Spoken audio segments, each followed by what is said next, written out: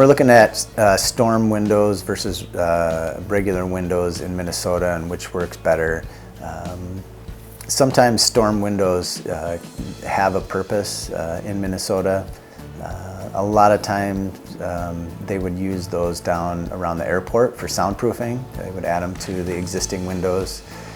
As homes get tighter, as we build up more moisture in our homes, storm windows can actually add to that problem. We've seen instances where homeowners have put storm windows on over new windows, and that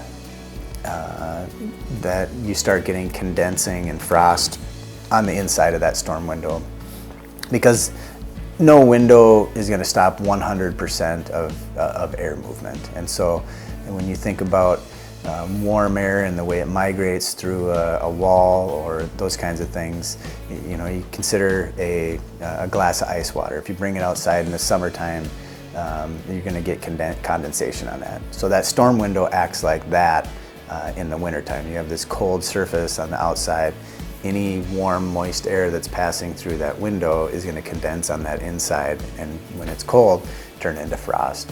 And so we've seen instances of that where someone's put a storm window on and it instantly fills up with frost. So the better way to do, and then that's the other problem with storm windows is it's another layer to get to the outside. So you have to open the regular window and then the storm window, and if you've got screens, you've got to open and close both of those. The better solution is to just put a new window system in. So take out the old frame, everything down to the bones, install a new window, insulate around it, put new casing on it.